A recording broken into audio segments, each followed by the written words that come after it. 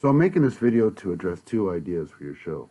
The first idea is to address what Scientology did to the Cult Awareness Network. Now, the Cult Awareness Network was reported on by 60 Minutes, and I first advise you to look that up on 60 Minutes to see what that's all about.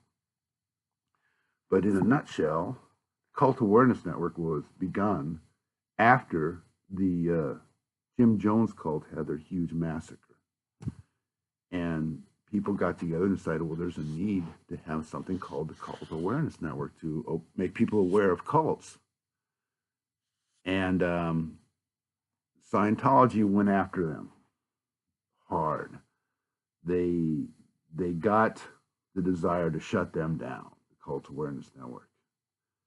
Now, I believe the Cult Awareness Network actually made some progress to pulling some people out of other cults and even deprogramming them. Do you remember there was this big thing about deprogramming where they would take some young person out of a cult and then put them in a hotel room and then someone would deprogram them, or a group of people would? Well, Scientology got very nervous about the Cult Awareness Network, and they got concerned that they might be going out of business because of the Cult Awareness Network. And so what they did is they launched a campaign that involved people, Scientologists, sending in requests for an application for employment. And so they were flooded with all these applications for employment. And then when they didn't get employment, they started lawsuits against them, saying that, well, you're not hiring me or because I'm a Scientologist, and that's discrimination. And since the Cult Awareness Network couldn't afford all the legal fees that were involved in fighting this, they had to shut down.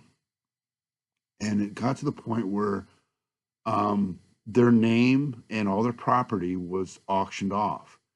And guess who won that auction? Scientology won that auction. And if you go, I don't know what's going on with the Cult Awareness Network now, their website, but if you go, there was a time when if you went there, it was a very weird experience because it was a Cult Awareness Network website, and yet they were promoting Scientology in a weird way, or promoting the idea that Scientology was not a cult. So it was very carefully worded propaganda that was very strange to read. Now, here's why all that's important. Because of Scientology, something extremely beneficial to all people living in the United States was taken away from us. Something that had the promise of impacting and improving millions of lives is now gone. And so the reason why I think this is important to bring up in your show is that, your show sure promotes the idea and promotes knowledge about how Scientology is bad. But I think a lot of people watching the show will feel like, well, so I won't join Scientology. It doesn't really impact me, Or I think the appeal of it is kind of like, they're watching heroes going after a villain, But they don't, people come away from the show who aren't in Scientology, and most people aren't in Scientology, thinking, well, I'm just not going to join that. It doesn't bother me. It doesn't impact me or my family. But what they've done really has impacted families. And because the Cult Awareness Network is no more, your kids are more prone to join another destructive cult. Okay, all that in 4 minutes. And that was the first idea. The second idea I wanted to promote is something that directly happened to me, or something that I have direct knowledge of, to clarify, to be more precise. So there was a time when I interviewed at a company called Disc Keeper in Burbank, California. And the recruiter at Disc Keeper told me the night before, you're going to come in and you're going to take an IQ test. You just get enough sleep and be relaxed and you'll be fine.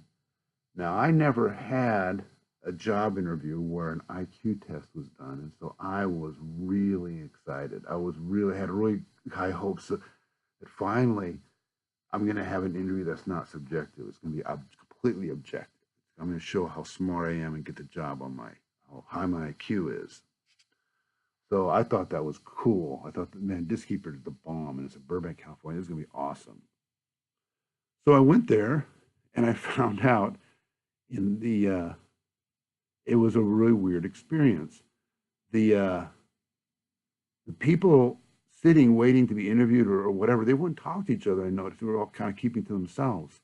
And I also noticed there was a glass cabinet, and it was full of material, little propaganda, little brochures on how to be happy. And they had a row of Dianetics there, and they also had a row of what looked like an encyclopedia of business practices. And I found out later that the head of this company was a Scientologist, but there's more. Scientology has a secretive branch, kind of like how Criminon and Narconon and all those there are several other companies that are Scientology fronts. There's also another one, and I could look, I'll have to go back and look it up, but there's another branch that pretends to sell L. Ron Hubbard's idea on how to do business. And I did research later, and I found out L. Ron Hubbard never said anything like that. So it's a complete manufactured thing by the higher ups in Scientology.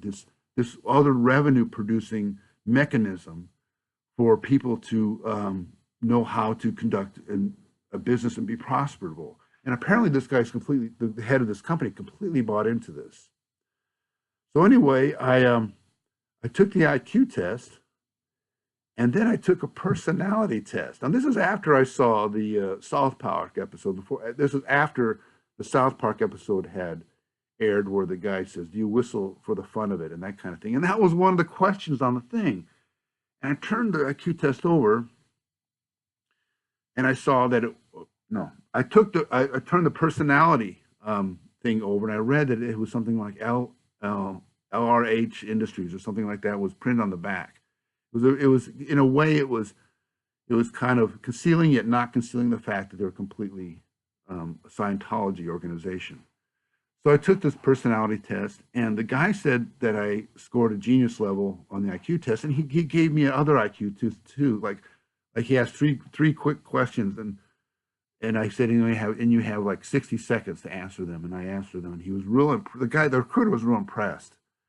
And so then I went into this other room, and this other person was talking to me, and they had like the person sitting across the table from me had like this. It looked like a Star Trek or a science fiction desk attachment where it was kind of bubbled up so that they could see and I couldn't see what they're writing or looking at, like a hidden console. And at that point, I didn't want to work there. And so I was just laughing and cracking jokes from then on. And I didn't have any desire to work at that place. And some of the jokes I said were pretty funny. And if I get on your show, I'll tell you what they are. It might be good. It might be good. It might be good additive to this. Anyway, now all that is one thing.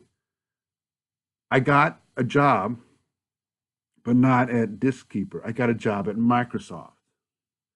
And through my job at Microsoft, I learned a whole story, a whole drama about Disc Keeper and the fact that they're a Scientology organization.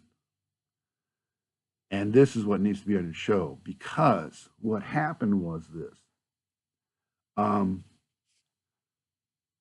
Microsoft had a disk fragmenting software on their operating system that was from Disc Keeper. And when Microsoft wanted to start selling in Germany, start marketing their operating system and their products, everything in Germany, Germany said, we need to look at your operating system. We need to see exactly what's going on in your code. We want to look at your source code, see what's going on, if there's any invasion of privacy or anything going on. And this is what I learned from working at Microsoft. So they found that Disc Keeper was part of the Microsoft operating system. And they said, we can't have your products. We can't sell your operating system in Germany. So Microsoft had a problem. They had to get rid of Diskkeeper, and they had to make it fast, and they had to do it in such a way that wouldn't raise any suspicions. It wouldn't set off any alarms. And so this is what they did. They created a brand new operating system who had a brand new operating system which had new innovations that were at the forefront. And the fact that they wrote their own disk fragmenting software was way in the background. You see? So that it wouldn't be suspicious that the whole reason for this new operating system was just to get rid of Diskkeeper. But they did it really quickly, and they didn't have they wanted to get it out to market fast. They wanted to dump Diskkeeper as quickly as possible. And so when you do something like that, there's like a scale I was told about, where there's the amount of profit you're going to make, and then versus the amount of time you have to get rid of all the known bugs. And there were some known bugs that they couldn't get rid of, and if they kept working on it, because it wasn't really needed, like the push behind getting Vista out the door was to get rid of Diskkeeper. It was part in the middle of a cycle where there wasn't a lot of business logic behind them creating a new operating system, because the one they had out was already okay. So because of all of that, because of them having to get rid of Diskkeeper and getting a new operating system out quickly to market, they created a product that they knew they were going to replace quickly that actually was a burden to society. Vista was buggy. It had issues with if you got one or more antivirus software packages, there was a conflict in the thing would go to blue screen. There was a lot of bugs in Vista. And so, but it was a consequence of having to get rid of the product that was built by this cult. And so the cult is really to blame. If you want to point the fingers at something, it is the fact that Diskkeeper is a front to the Scientology cult. And so anyone who owns a computer that went through the nightmare of having this Vista software, they have been burdened by Scientology, if you want to get down to it. So the whole idea that people have where, Scientology is kind of, far away, it's out of my realm. And it's interesting to look at this really quirky thing that people fought, that a lot of people have, that it doesn't impact everyone's life. But in some ways, it does impact everyone's life. The fact that we have this entity in our world, in humanity, we have this destructive, harmful entity in our world, it's sort of a domino effect. It impacts other things, and those things impact other things, and they'll all eventually get to us. The Cult Awareness Network is no more because of Scientology, and that hurts everybody. This poor operating system that was rushed to market, that everyone had a headache buying and trying to get used to, and it hurt Microsoft, and it hurt people, and it hurt, but it annoyed, it touched everyone in some little way, So under 13 minutes and 40 seconds.